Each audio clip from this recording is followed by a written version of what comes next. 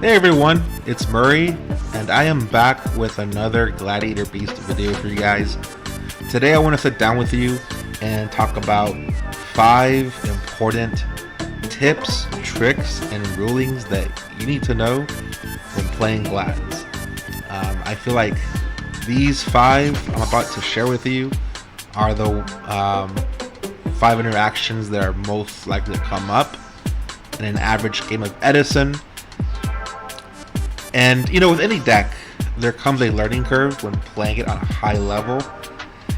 So I hope this helps you guys with Glads. Hopefully, you learn something, and maybe I can learn a thing or two from you guys as well.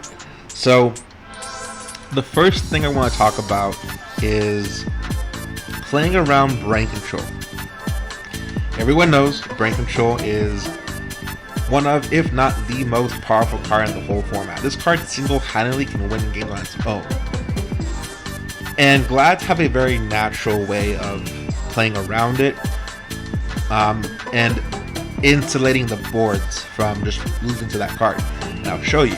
So anytime you tag out Darius, or any 2 GBs for that matter, you want one of the Glads to be Complemus. The other Glad piece can be whatever you want, depending if you need to remove something from the grave, add something back, pop a monster, whatever the case may be. So for the sake of this example, we're going to say that there's nothing you need to end on. So we go for the Quarry Complemus here, right? The reason you do this is because now if they have brain control, whatever monster they take can't beat over the other one. The Quarry can't beat over Complemus and vice versa. So instead of losing to a single brain control, this forces them to have an additional card to attempt to beat your board. So this is a very natural way of playing around it. And how many decks play brain control, right? So that's one really cool tip and trick that I want to share with you guys. The second tip and trick that I want to share with you is how to chain block with Murmillo. So cards like Stardust Dragon and Titanial are going to give Glads a lot of trouble, because not only are they very huge in attack points, but they have effects that kind of just stop you from getting rid of them very easily. But there is a built-in way around it using Murmillo. So in this example, let's say our opponent has Stardust and like a Dandelion token, or whatever the case may be. This is a very specific example, and you'll want to really look out for the ways you can out these cards. But basically, it goes like this: you anytime you tag out Geyserus or tag out off of Murmillo, Secutor, what you'll want to do is you'll want one of your GBs to be Murmillo, right? The other GB has to have an effect that activates, so it can't really be the Quarry or Complemus. So in this example, let's say it's a quest, right? So the way you're going to want to form your chain links is you want Murmillo to be chain link 1 and the other GB to be chain link 2. Because both Stardust and Titanial cannot negate Murmillo, they have to directly chain to Murmillo in this example. So the other GB is blocking Murmillo from being blocking the Stardust and Titanial from negating Murmillo, and basically you get a free pop out of it. So that's a really cool way of dealing with Stardust and Titanial with your engine. You don't have to rely so much on generic outs to that. And again, this is a very specific example. This can come up in different situations and in different board states, but it is something to really look out for, because this is definitely something that will come up a lot. Okay, so that's example number 2. Another cool trick that I want to share with you guys is using Test Tiger to play around Icarus Attack. Icarus Attack is a very annoying card to deal with. You want to do whatever you can to avoid it, but there is a way to play through it using Test Tiger and Priority. So let's say your opponent has a Shura and a Icarus attack, right? We have a GB and a Test Tiger.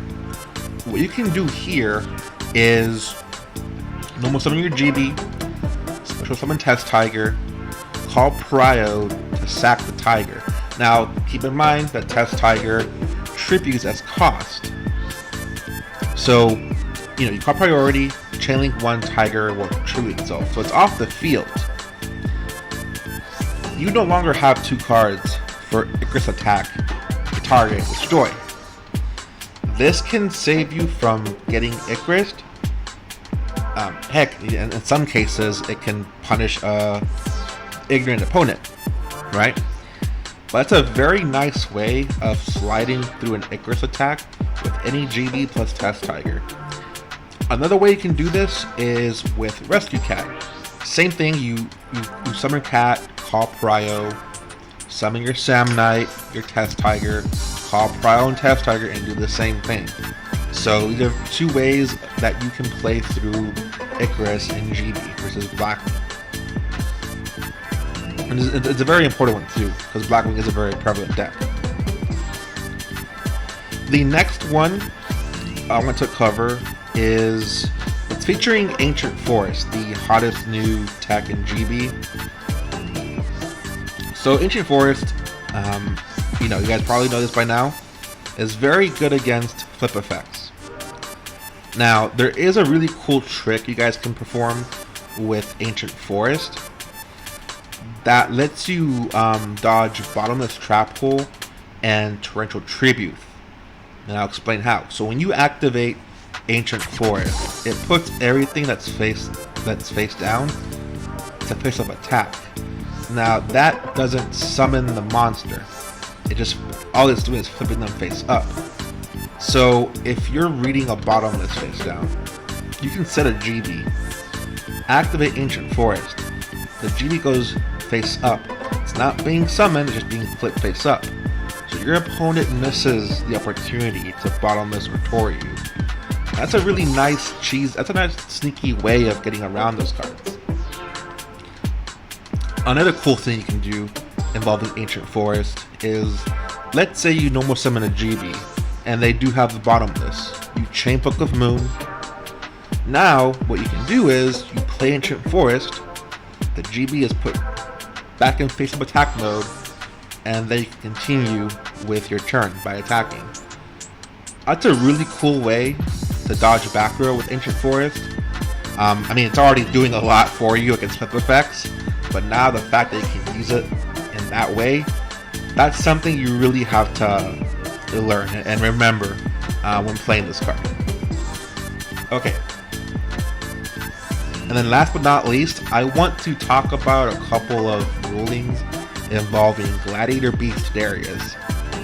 Darius is a very interesting card. You can probably make a whole video on it, but for the sake of keeping it short and simple, I want to just give 2 examples featuring Darius and Book of Moon. So why is Darius so weird? So there is actually a method. So Darius, you guys know, the GB that it brings back comes back negated, and if Darius leaves the field, so does your GB. There's actually cool little tricks that you can do using Book of Moon that allow you to basically, I guess you could say, unlink that GB from Darius. So if we look at what the rulings say, if Darius isn't face up on the field, before the first effect resolves, the summoned monster is no longer targeted by Darius. So it's no longer linked to Darius, right? So whatever happens to Darius at that point, the other GBs won't go back into the deck.